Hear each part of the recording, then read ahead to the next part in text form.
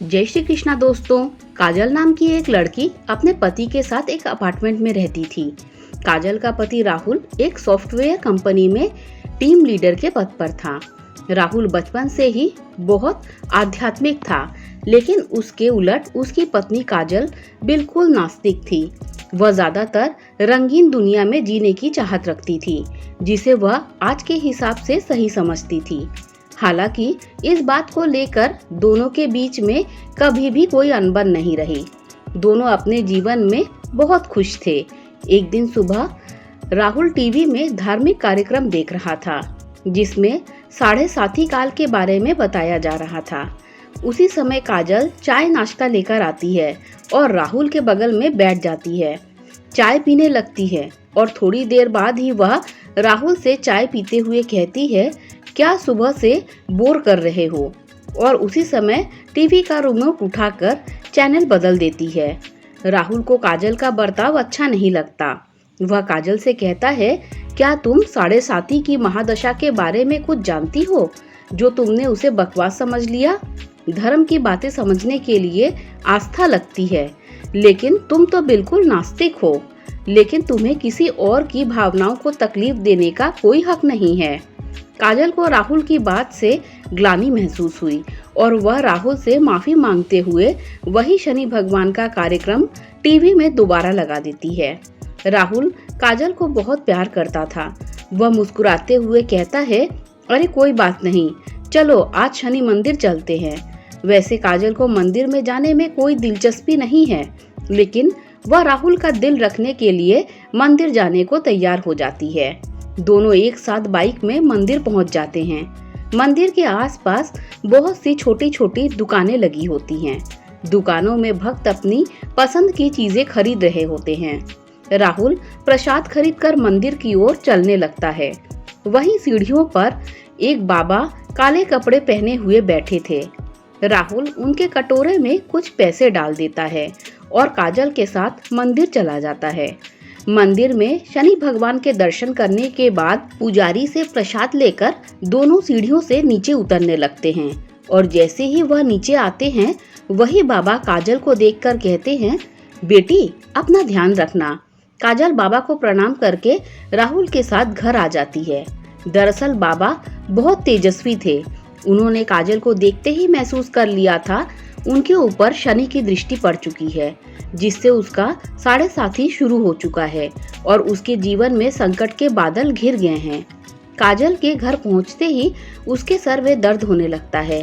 काजल राहुल से कहती है, आप थोड़ा मेरे लिए चाय बना दीजिए, मेरे सिर में बहुत दर्द है। राहुल काजल के लिए चाय बनाकर ले आता है। राहुल को ऑफिस जाना होता है, इसीलिए वह तैयार होकर जल्दी निकल जाता है। काजल घर के काम खत्म करके दोपहर को सो जाती है। शाम को राहुल अपने ऑफिस से घर आता है। काजल तब तक सो ही रही होती है। राहुल काफी देर तक दरवाजा खटखटाता है, लेकिन काजल गहरी नींद में थी। उसे दरवाजे में किसी की आहट सुनाई नहीं दे रही थी। राहुल काजल को फोन लगाता है। फोन की घंटी सुनकर काजल अचानक नींद से जाग जाती है और जैसे उसे पता चलता है कि राहुल दरवाजे पर खड़ा है, वह जल्दी से जाकर दरवाजा खोलती है। राहुल काजल से प्यार से पूछता है, क्या कर रही थी, इतना टाइम क्यों लग गया? काजल आंख मींचते हुए कहती है, पता नहीं कैसे इतनी गहरी नींद लग गई कि आपकी आवाज ही नहीं सुनाई दी थी। राहुल अपना सामान रखकर बाथरूम में फ्रेश होने चला जाता है। उसी समय राहुल के मोबाइल में एक मैसेज आता है। काजल की नजर अचानक मोबाइल पर पड़ती है। उसमें दिल के निशान के साथ प्यार भरा संदेश दिखाई देता है।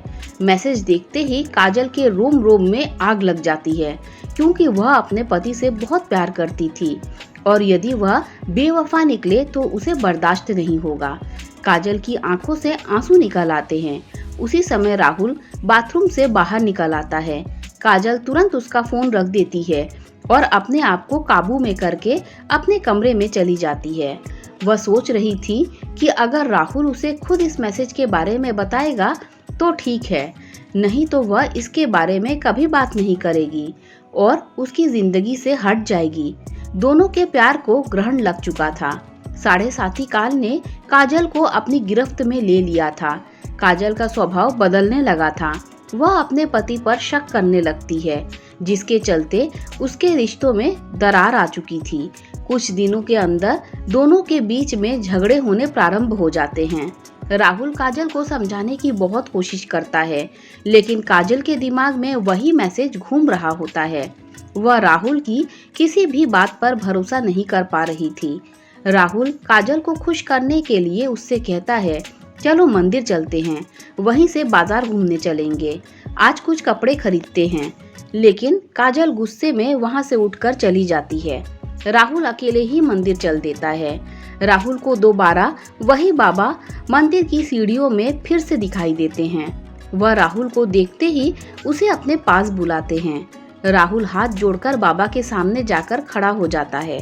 बाबा कहते हैं, बेटे, तुम्हारे जीवन में संकट दिखाई दे रहा है, क्या तुम ठीक हो? राहुल कई दिनों से काजल से परेशान था। वह बाबा के सामने बैठकर अपनी समस्या बताने लगता है। हालांकि बाबा काजल के साढ़े साथी योग के बारे में पहले से ही परिचित थे, इसीलिए वह राहुल को काजल के ऊपर आए हुए संकटों के बारे में बता देते हैं और कष्ट से मुक्ति के लिए उपाय भी बताते हैं। वो कहते हैं, तुम्हारी पत्नी को शनि भगवान की विशेष पूजा करनी होगी, जिसके बाद वह सामान्य स्थिति में आ जाएगी। राहुल भगवान का दर्शन करने के बाद घर पहुंचते ही काजल से कहता है, आज मंदिर में वही बाबा जी मिले थे। उन्होंने बताया कि तुम्हारा साढ़े साथी योग चल रहा है, इसीलिए तुम्हारे जीवन में चिंता बनी रहती है। तुम शनि भगवान की पूजा करो, उससे सब ठीक हो जाएगा। काजल अचानक राहुल से कहती है कि मेरी समस्या की वजह तो तुम हो। राहुल पूछता है, कैसे? लेकिन काजल बात को वहां से घुमा देती है। राहुल काजल को इस बार जोर देते हुए कहता है कि हर शनिवार को तुम शनि भगवान की पूजा शुरू कर दो। लेकिन काजल राहुल को मना कर देती है और गुस्से में कहती है, तुम मुझे किसी काम के लिए मजबूर मत करो, मैं इन सब बातों पर विश्वास नहीं रखती। राहुल को समझ में नहीं आ रहा था कि वह अपनी पत्नी को शनि के प्रकोप से कैसे बचाए। वह दोबारा मंदिर की तरफ जाता है और बाबा को ढूंढने लगता है, लेकिन बाबा वहां से जा चुके होते हैं और अब वह अगले हफ्ते यानी अगले शनिवार को ही यहाँ आएंगे। राहुल के पास तब तक का वक्त नहीं था, क्योंकि वह समझ चुका था कि अगर यह सब ठीक नहीं हुआ तो काजल और उसका रिश्ता टूट जाएगा। वह काजल से बहुत प्यार करता था। वह उसके बिना जीने की कल्पना भी नहीं कर सकता था। राहुल मंदिर में पुजारी जी से बाबा के बारे में जानकारी लेता है, लेकिन पुजारी जी को बाबा के बारे में कुछ भी नहीं पता था। वो कहते हैं, बेटा, मैं यहाँ सुबह से आता हूँ, लेकिन मैंने आज तक किसी बाबा को सीढ़ियों पर बैठे हुए नहीं देखा। पता नहीं तुम किसकी बात कर रहे हो। राहुल को ताज्जुब होता है, क्योंकि वह 2 बार बाबा को मिल चुका था। वह शनि भगवान के सामने हाथ जोड़कर कहता है, प्रभु, मुझे बाबा से मिलना है।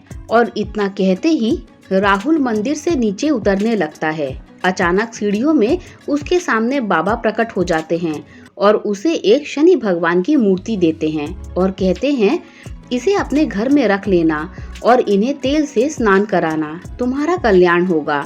और इतना कहते ही बाबा अचानक राहुल के सामने से ओझल हो जाते हैं। राहुल को समझ में आ जाता है यह कोई साधारण बाबा नहीं, बल्कि तेजस्वी आत्मा है। राहुल अपने घर पहुंचकर शनि भगवान की मूर्ति स्थापित कर देता है।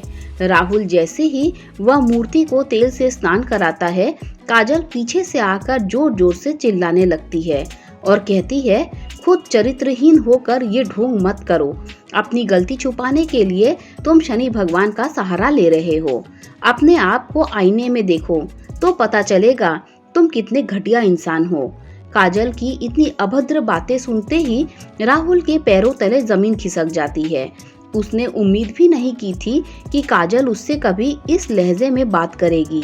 राहुल शांत स्वभाव का था। वह काजल को शांत करते हुए पूछता है, क्या हुआ काजल, आराम से बात करो। काजल तुरंत उसका मोबाइल लाकर वही मैसेज उसके सामने रख देती है। राहुल काजल से पूछता है, यह क्या है?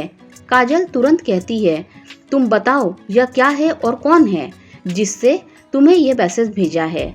राहुल काजल की बात सुनकर मुस्कुराने लगता है और कहता है, अरे पागल, यह मैसेज उस लड़की ने मुझे नहीं भेजा है, बल्कि कंपनी में काम कर रहे मेरी टीम के एक लड़के ने उस लड़की को भेजा था और उस लड़की ने मुझे उसकी शिकायत करने के लिए वह मैसेज मुझे फॉरवर्ड किया था। यह बात सुनते ही काजल का दिमाग शून्य हो जाता है। उसे कुछ समझ में नहीं आता। वह जमीन पर बेसुध होकर बैठ जाती है। राहुल उसके बगल में बैठकर उसका हाथ पकड़कर पूछता है, क्या तुम इतने दिनों से इस मैसेज की वजह से मुझसे झगड़ा कर रही हो? तुम पागल तो नहीं हो गई? एक बार मुझसे पूछ तो लिया होता।